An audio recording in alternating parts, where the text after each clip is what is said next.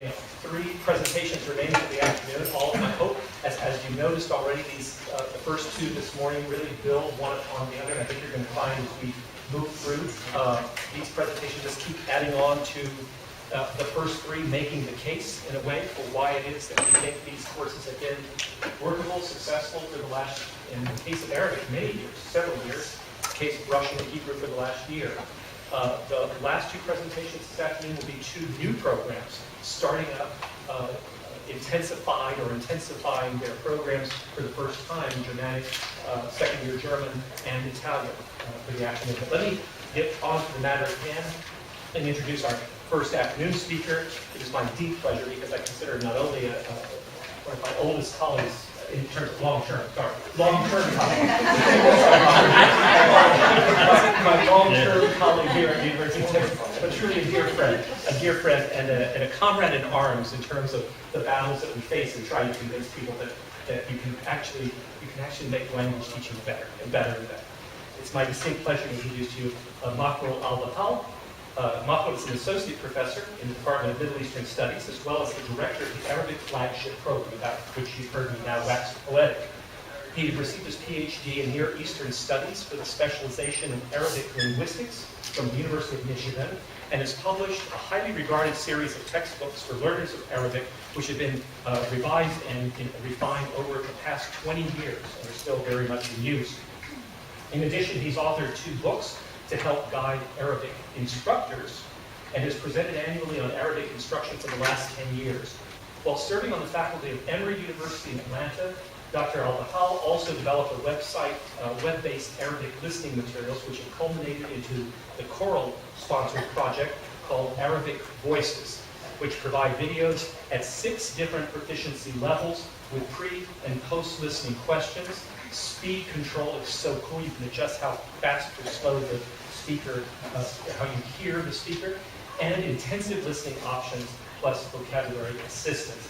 This afternoon, he'll be talking to us about generating classroom power, elements of successful intensive language teaching, and as I said, nationwide. This is no exaggeration. You can go to any national language conference here in the United States, and whenever anyone talks about flagship programs or Arabic instruction, everyone says, nobody does it better than the University of Texas at Austin. Absolutely true. It's my distinct pleasure to welcome Mahmoud Al-Batal. Thank you. Thank you for this powerful, everything is power, very powerful introduction. Thank you. Okay, well, what I would like to do is talk a little bit about the Arabic program and the intensive mode of Arabic that we have been experimenting with for the past 3 years. The program, we were teaching 5 hours, and now the program, in the Arabic program, we are teaching 6. Last year we were teaching 6, but it was 5 legal halal hours and 1 that is smuggled hour. But now we have 6 halal hours that we are very happy about in first year and second. So what I want to try to do is to build upon what my colleagues did before, and you'll see where the intersections and that we are basically speaking the same language and generating the same power. And what I want to start with basically is, what is intensive? I mean, some of us think that intensive, it's just simply the number of hours. Well, we do 6 hours, so we teach intensive. Not exactly, because when I say it's not simply the number of contact hours, it's a way of life. It's like those of us who live in South Austin, 78704 is not simply a zip code, it is a way of life. So basically also, when we are talking about intensive, we are not simply talking about how many hours, contact hours, how many contact hours. So I would like to take the whole, from the discussion, this intensive or not intensive in terms of hours. Is this accelerated? It's not accelerated. It's a way of life. How do you approach class? What do you do in class? How do you approach students? This is the question that we should be addressing here. And when we are talking about intensive teaching, it's not intensive teaching, it's intensive learning. So basically the whole notion is based on the concept that both the teachers, I mean, as Tom talked about this morning and Adi, that it's a lot of work. It's a lot of work for the teachers and the students. So we're talking about it's not one way, it's a two-way street. Intensive teaching and intensive learning. What I mean by intensive, this whole thing is based on the intensive belief in students' ability to succeed. Expectations, intensive expectations. In language teaching, by and large, but in my field in particular, I come from a field, Arabic, where I would say that teachers of Arabic, the vast majority of teachers of Arabic in the United States and abroad have very low expectations of students. You are a gringo, you are learning the language. Thank God you can say one word in Arabic. So I'm going to make your life very easy. We will get an A. If you don't do the homework, that's okay. This is the modus operandi of teachers of Arabic, because we come from a language. I mean, we feel insecure about our language and about our culture. So we don't want to rock the boat. We want to make it easy. So what we are saying here is, no, we have to go from day one with the message, yes, we can. And yes, we can. In the case of Arabic, at least, not in the case of budgets and debt ceilings. But in the case of Arabic, yes, we can. The idea is, we will push you. We are going to challenge you, and you are going to learn Arabic, and we are going to be working with high expectations. So when I say intensive, I mean it's intensive belief. It is based on my intensive belief in you as a learner, that you are going to learn, and we are going to learn in a short period of time, and we will be able to do things with Arabic and any other language. Intensive partnership between teacher and learner. Motivation, drive, responsibility, and hard work. It works for both. The intensity, it's not just intensity of hours. Intensity of this partnership when we are spending it. The intensity of the community relations that we will build through learning the language and the culture. So both of us, teachers and learners, are in the same boat. And we are not going to just go and perpetuate the idea that I am the teacher, I am the one who is the source of all knowledge, and I am going to give you, and I'm not going to profess to you, but we are going to have this partnership. Intensive engagement at home. This is for the learners, through homework. Homework in this model, homework is very important. It's not enough. 6 hours, it's not enough. For language and culture, it's not enough. So what can we do? They have to do homework. And this is from the very beginning. They have to know that you are going to spend between 2 to 3 hours, 2.5 hours for every hour we spend in class. But there is reward. There is the emotional, the spiritual reward, but there is the great reward also. And all these things that I'm talking about will have to be conveyed to the student in the syllabus, in the first hour that we spend together, trying to explain to the students the philosophy. That word I love a lot in language, vision. What is your vision? Go sell the idea, sell that vision to them in the first hour. So the first hour, we should not just be talking about, grading and the grade and homework. Let's share with them about your visions. Let them believe in you as a teacher. Let them follow you. And so when you tell them jump, they will tell you how high. This is because they will believe in you. They will see, we have here a professional teacher who is coming to explain his or her vision about teaching. Why do we do intensive? Why do I want you to do more homework? It's not just because I want to torture you, as Adi said, but because I want you to learn. I want to create more opportunities for you to be engaged with the language, both inside, but most importantly, outside the classroom. So this is what we mean by intensive.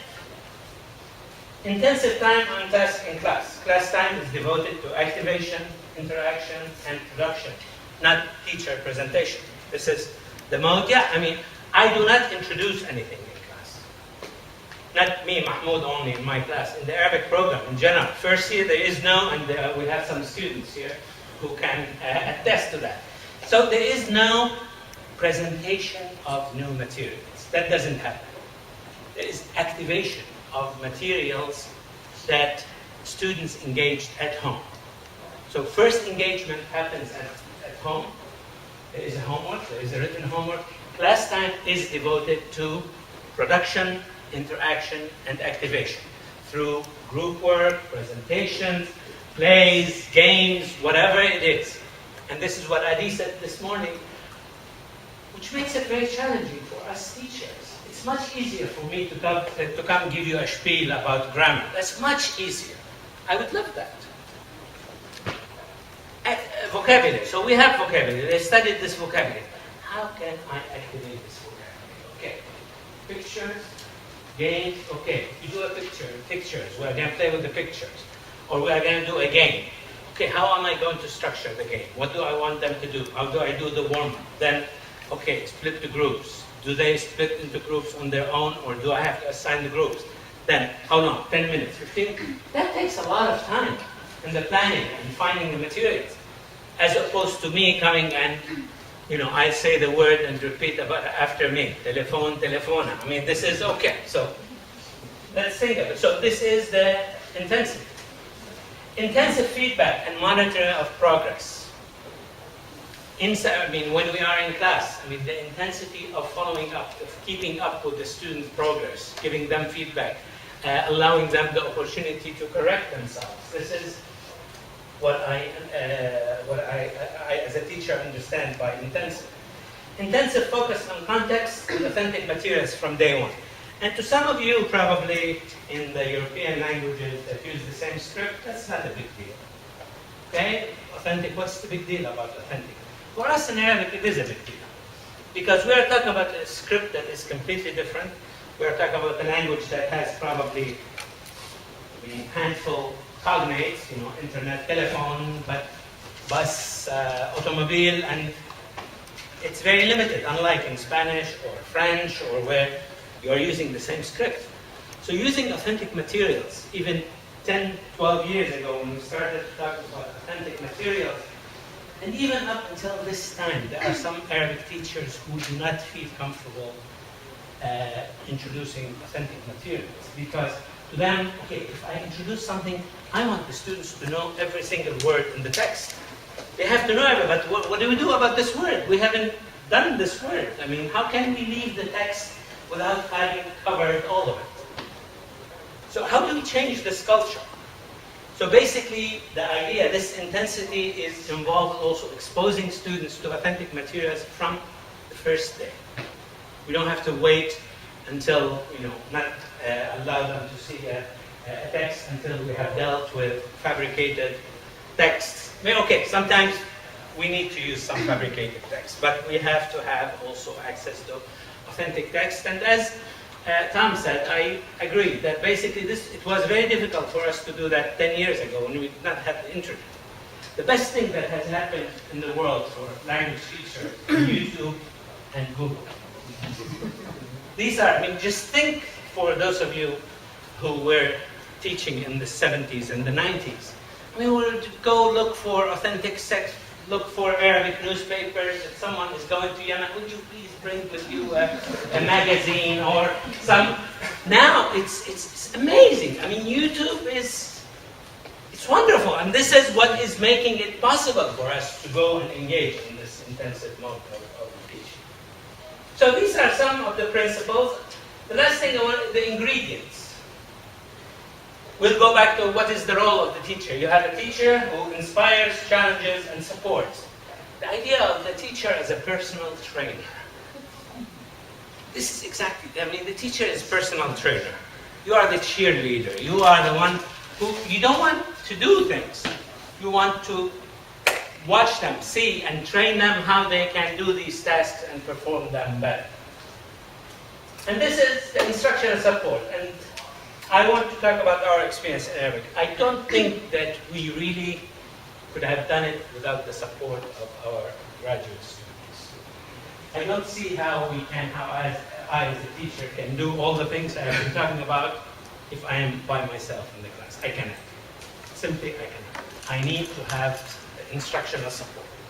Now, we have been trying to think of this creatively. Luckily, we have an amazing group of graduate students who provide this support.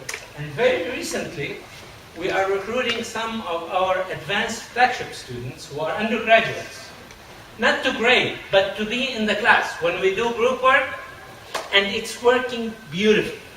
So I do understand the budgetary constraints and everything, but think creatively. Think of your upper level undergraduate students.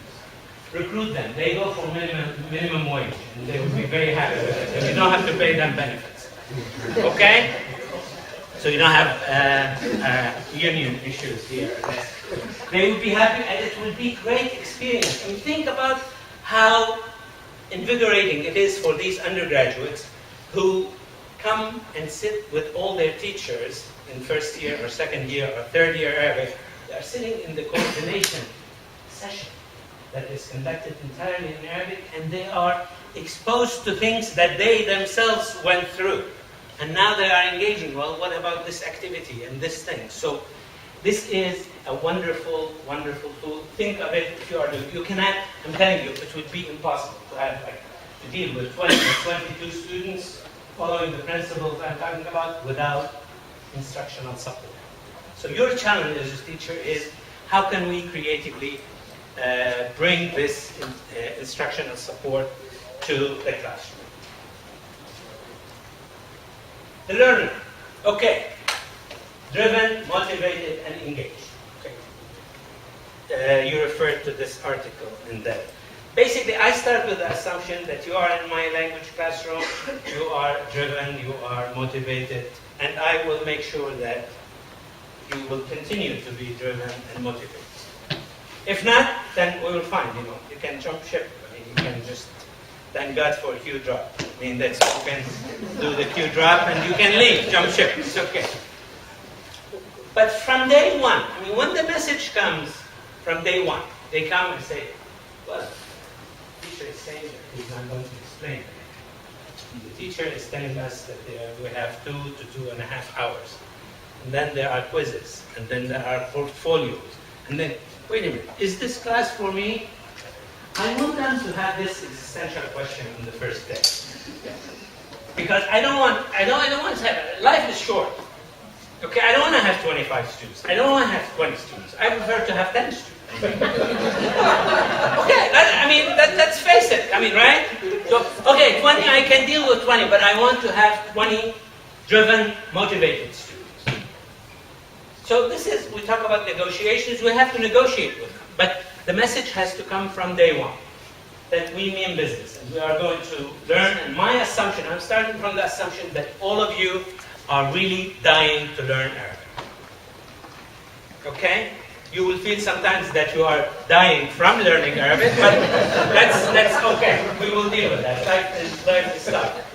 In Lebanese Arabic, we say, if you want to get drunk, you are not going to count the glasses you drink. So, okay, you drink and you get drunk and you don't count your glasses, right? So you want to learn Arabic? We are not going to say, well, how many hours am I spending every day? Well, you have to learn, right? This is the key thing. Textbooks and materials.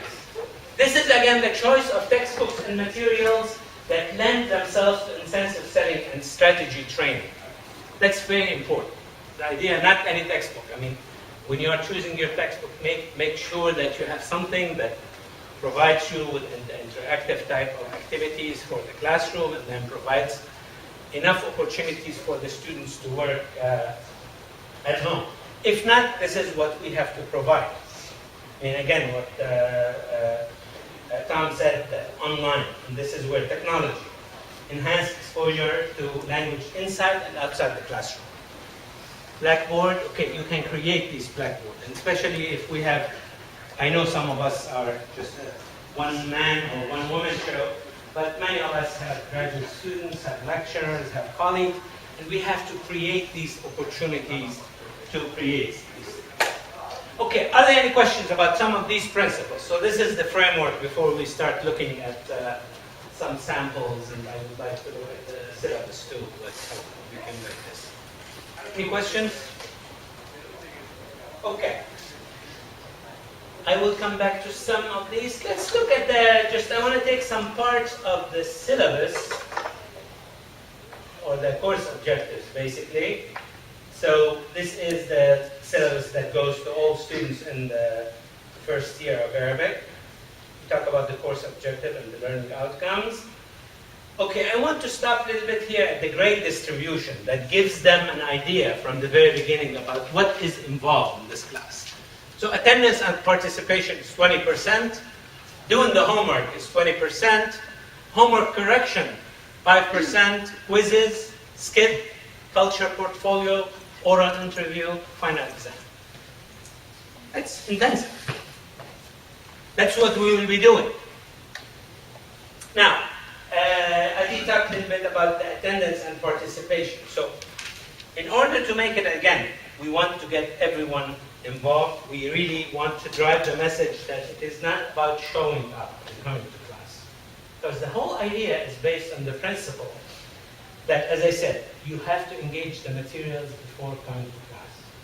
If you haven't engaged, that we have one student, who is completely, will be useless in the class, especially if I tell them split into groups, and we have a group of 2, and one is not prepared. So the idea is, how do we really force them to do that? I know they are lovely, they listen, but sometimes there are factors that don't allow them to listen. So what we do is, there is a grade, basically attendance and participation, 20%. And the attendance and participation, we tell them every day, and this is explained, you will be given a rating for your participation from 0 to 5. 0, if you don't show up, that's 0, that's easy. 5, and then here what we do is we explain to them what does it mean, the 5. 5, you are actively engaged in developing your Arabic proficiency and communication in Arabic as much as possible with your partner. You arrive to class on time, you are well prepared, you submit fully completed homework at the beginning of the class, you are alert, participate actively, so you get a 5. If you do these things every day, so after class every day, I go to Blackboard, and thank God for Blackboard, because Blackboard does all these things. Every day, you are going to get a rating.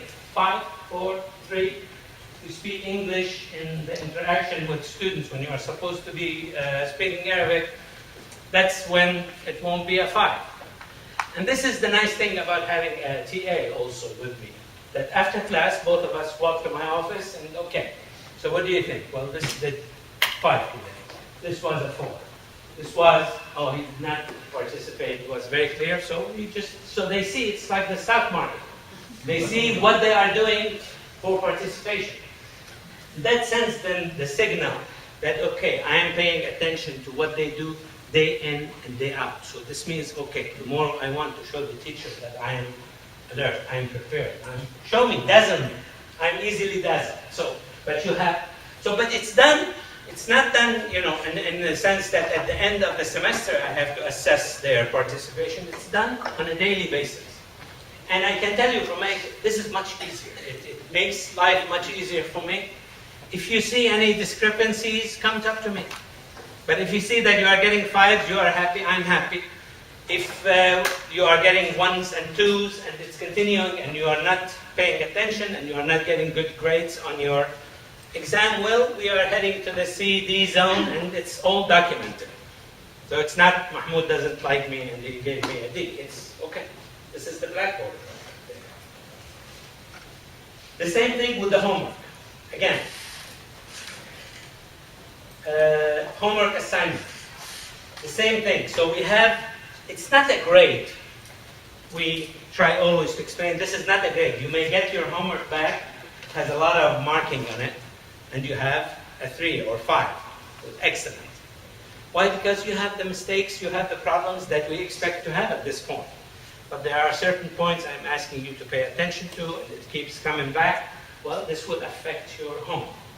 So again, you see the 2 points of preparation before class and homework, and we want to reinforce that. And there is this reward, basically on a daily basis. And I'm not saying this is, okay, there are mistakes, but I want to make sure that you are giving me in your homework that you're 100%. Okay, and sometimes I don't correct, and there are different profiles in class. There are students who go back to the issue of learning disabilities. We have students who are from heritage background. So the expectations are not the same.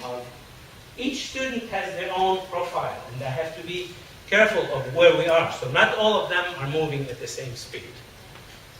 But it is important for them, for this system to work from the beginning, that they are responsible for what they do. They have to give me the homework, and I want always to feel and receive the message from them that they are doing their 100%. That's what intensive is. Okay. So this is for these, the homework corrections. Now, this is, again, as you see, this is more intensive. Now, why do we need them to do the homework correction? It would be much easier for me to give them the correction and return it to them. But you know, when you get their book, it's corrected. It said, khalas, bye-bye. Question is, how do we make, I mean, again, this is the intensity of the engagement. It's more work for us, but it provides more learning opportunities for them. Now, Mahmoud returned this and is saying there's a meme. This means that we have a vocabulary, a lexical issue. Why is that? Okay, let them engage with it. This is, we go back to the same idea of self-correction. I want to develop that bell, that when something doesn't go right, that they feel it. It's because they have to engage themselves. Say, why is that? Okay, let me look at the context. Well, this is masculine, this is feminine, this word. This kind of dialogue is important. So basically, they get 5% for turning in the homework correction. The quizzes, okay, that's the skit. This is something that, going back to the whole issue about culture, the culture portfolio. In addition to your language work, you will keep a culture portfolio with 5 entries, of each of which reflects an aspect of our culture that you explore outside of class. You can watch a film, attend a lecture, explore websites, whatever, and then you are required to post your culture entry on Blackboard under the discussion board. And we hope that you will enjoy reading your colleagues' entries. And this has proven to be a great addition to class. When they're posing their entries about, and this is done completely in English. In the second semester, we have a different kind of portfolio that's for Arabic. But this one, it's called Culture, and it is entirely in English, because they don't have any, they are dealing with topics, some with classical Arabic poetry, shisha, soccer playing, they haven't developed the vocabulary to deal with this, so our feeling was this is something that is important for them to start developing their cultural awareness. So this is all happening in the first semester, the interview and then the final examination. Okay, I want to show you some samples, quick samples of the exams. I mean, what kind of exams? Because, yes, go ahead. Quick question. Sure. I didn't see an interview. How long does your interview last? At about 12 to 15 minutes, the final interview. It's about 10, 12, 15, about 15 minutes. This will be this is the first semester with an instructor from the first year teaching team. And we usually, we don't interview our students. We assign them to different, so basically we have 6 steps, so the students, because it doesn't make any sense. For me, I know the students well. So then I'm going to ask them, what's your name? What do you do?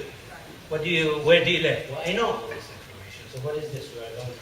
So we thought it would make a more realistic thing for them to go to different teachers, where it becomes a real engagement in trying to, what's your name? Why study? Why do you study at Texas? Can you tell me about Killeen? And it makes them feel that they are not only accustomed to Mahmoud's speech and Mahmoud's vocabulary and Mahmoud's way of teaching. Okay, I want to take a look at some of the exams in first year. Again, we go back to the expectations of what we do with students.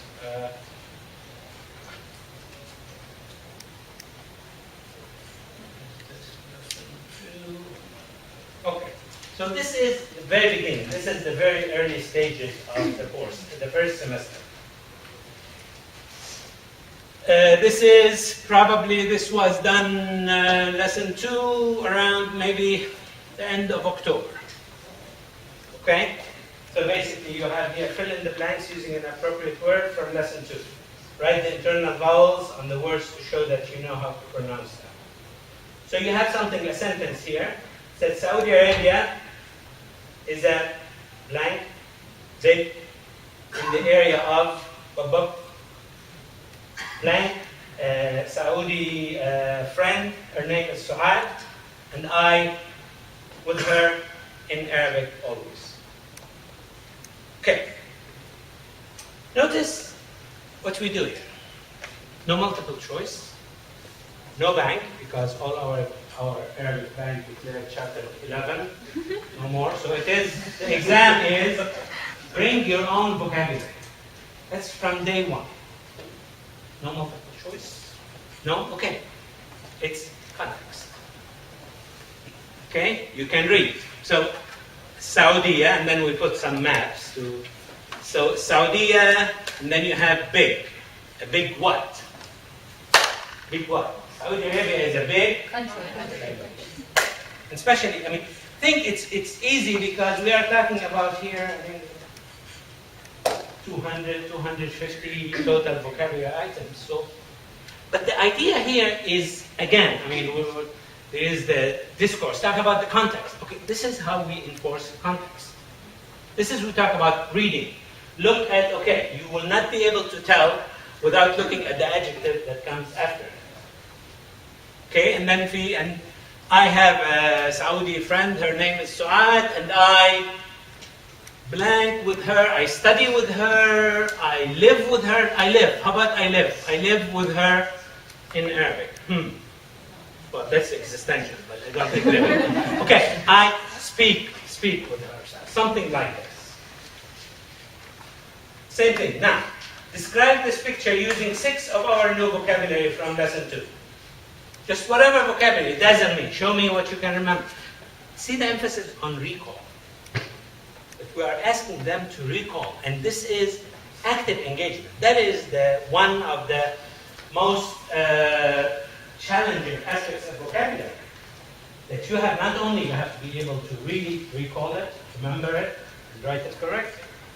What makes us able to do that? Because we spend enough time working on vocabulary, and we belong to the school that, you know, and as I said in one of the talks, it's not location, it's vocabulary for us in language teaching.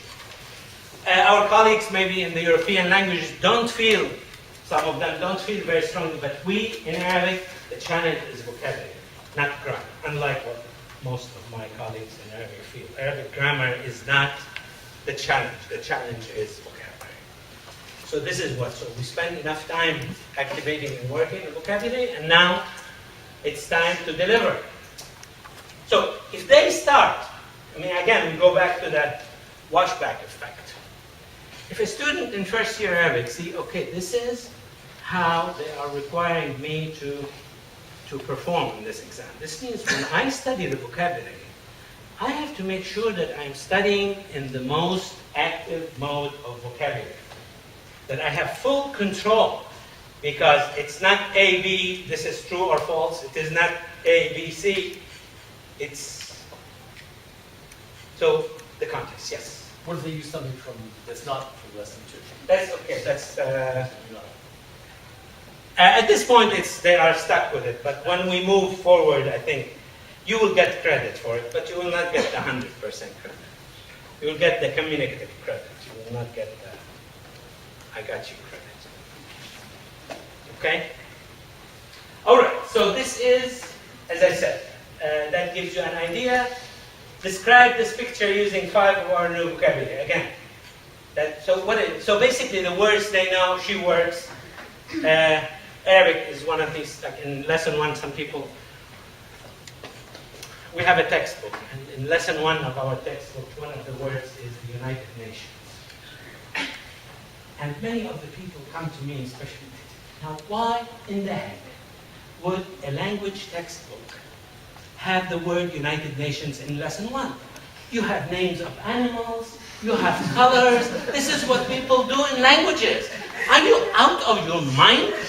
Why do you have the United Nations? And I keep hearing this from a lot of people. I say, okay, story, we did not go the old-fashioned way. We have to think of colors. Animals. Okay, I can give you a list of animals. But what am I going to do with these animals? I have to activate them. I have to make them do something. They don't have verbs to do that. Okay, so we have dog and cat. But if I have giraffe, what am I going to do with a giraffe in first year Arabic, in the first semester of Arabic? What am I going to do with a giraffe? I love giraffe. Okay. So we said, okay, so basically the textbook is built, again, we go to context. The context of the narrative context. We have a story of an Egyptian American woman who lives in New York. She has a mother, she was talking about her dad and her mom. She said, my dad works as a translator in the United Nations. So I said, okay, we have her dad. He has to work somewhere. Either he works at Dunkin' Donuts or 7-Eleven or at the United Nations. We have to give him a job. So we decided to give him the job at the United Nations. Deal with it. The United Nations in Arabic is a word. You can't go to any website or listen to any news broadcast in Arabic without hearing the word the United Nations. Live with it. Okay, it's difficult, it's weird, it goes against the book, it goes against the grain of language teaching. In lesson 1, the word United Nations? Yes. Why not? United Nations are people too. Yes. So, we go back now to the classroom. Again, I want to show a short clip from what happens when we're talking about activation. And again, what happens in the classroom? This is a first year class, and notice I'm focusing on first year because I think this is the one that is more pertinent to our purposes here. Okay. So you can see how they are doing group work. And you can see the Turkish bath effect. This is Turkish bath, right? I mean, this is how we don't have baths in the airport. Okay. So look at the teacher. I mean, she is right here and she is moving, and this is what's.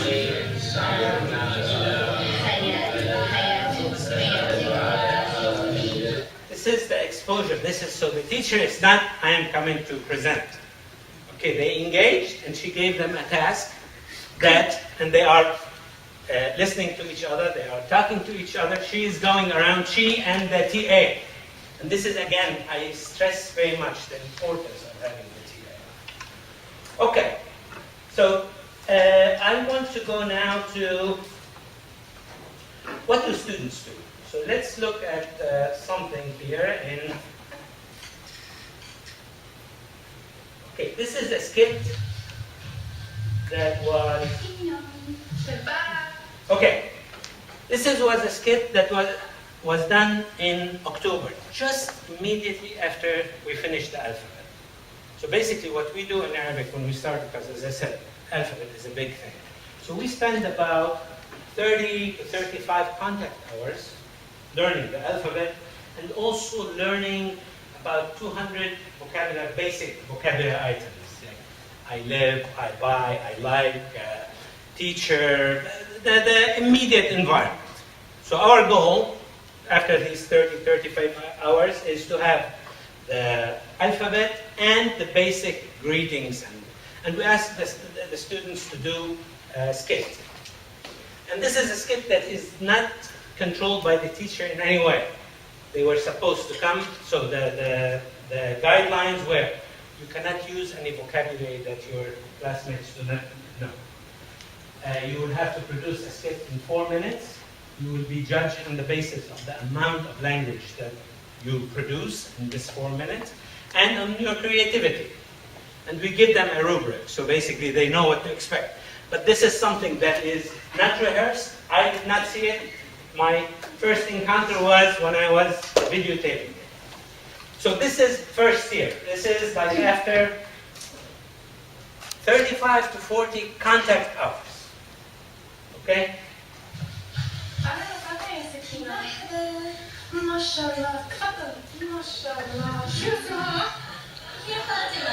So this is Fatima, her daughter, and she was saying, MashaAllah.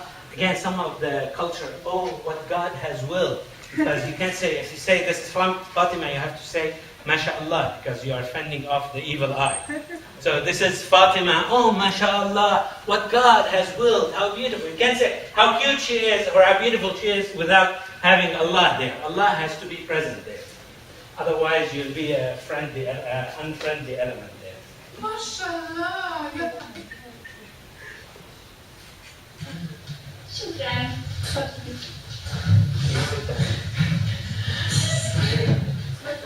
شو أخبارك؟ So how are you doing? نشكر الله.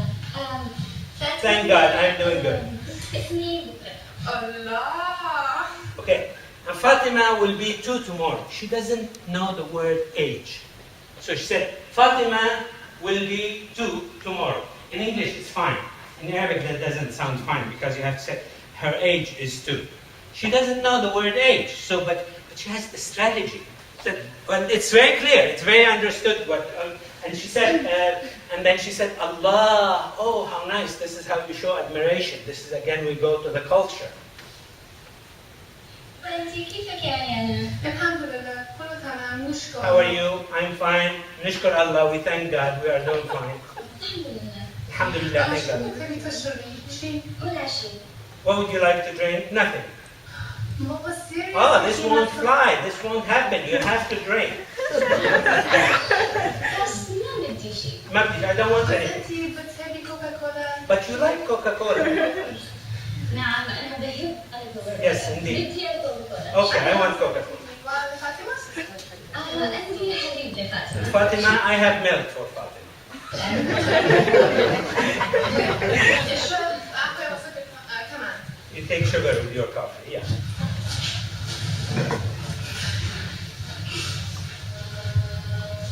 تشوفي يا فاطمة. Look, Fatima, هذا أسود. this is black.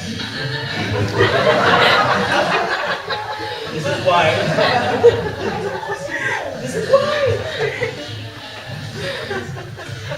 وهذا أخضر. And this is green. هذا طاولة. And this is a table.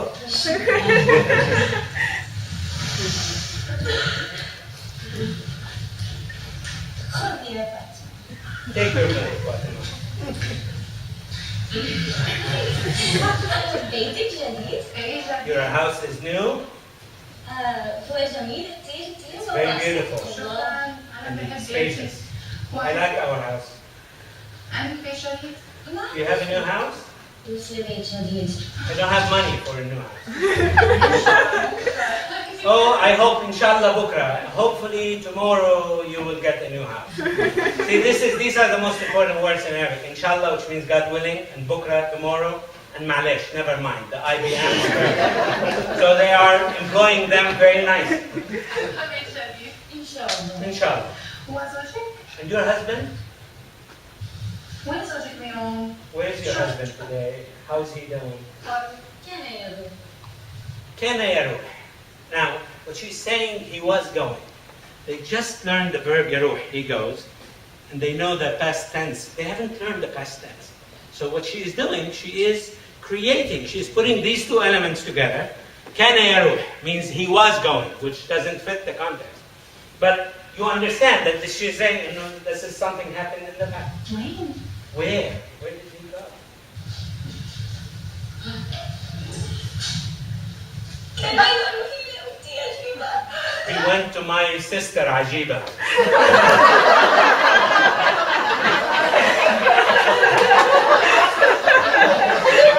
He went to my sister Ajiba.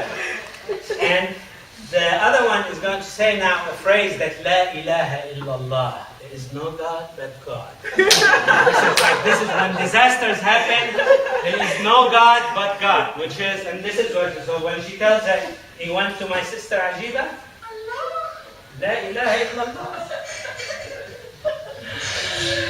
يا سكينة صاحبتي خذ الكوكاكولا.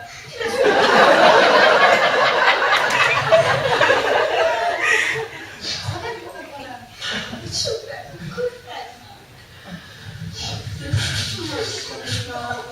ما شاء الله. هذا الدجاج This is tea. وهذا الشاي This is tea. وهذا العافية. This is the coffee. Okay, so this gives you an idea. So this, imagine, I mean, this is something they produce, something like a 3-minute skit after like 35 contact hours. Okay, there are grammatical mistakes, definitely. But this is, I would say that any native speaker sees something, they will understand. Okay, they will miss the kana yaruh. But, so, let's look now at the same. So basically this was after 30 contact hours. If we look at another context for the 2 students, the same, I wanted to show you the same students to see, this is, مرحبا. look at the أنا speed. اسمك. حضرتك بتعرفي وين الأستاذة فاطمة؟ You, the polite, do you know where the office of Dr. Fatima is? ايه هي في مكتبها مع أساتذة من العلوم السياسية. Yes, she is in her office with some professors from political science. طيب. Okay. حضرتك بتعرفي إذا مشغولة بعدين؟ Do you know if she will be busy later?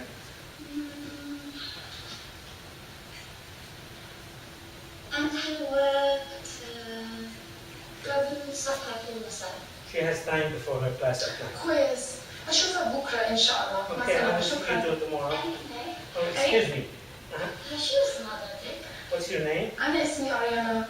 وشو اسمك؟ اسمي سكينة. My Sure. name is Sakina. Nice to meet you. Nice to meet you. أنت أستاذة جديدة؟ Are you a new teacher here? إيه أنا أستاذة جديدة في كلية التاريخ. I'm a new professor in the Department of History. ماشي. Okay. أنت بتحبي جامعة تكساس؟ Do you like the إيه University of كثير. Texas? بس ما عندي أي أقارب في هذه المدينة Yes, I like it very much, but I don't have any relatives in this city, وأنا دائما وحيدة. and I'm always lonely. والله أي Wallahi, really? ما عندك صديق كمان؟ لا. You don't have a boyfriend also? لا. No. أنا فعلا وحيدة. I'm truly lonely.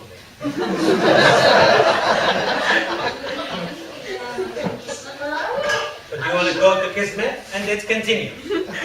But you can see that for them, and this happened in November. We have not finished the semester yet. Okay? Not only that, but Fatima's grown up so fast she's got a PhD already.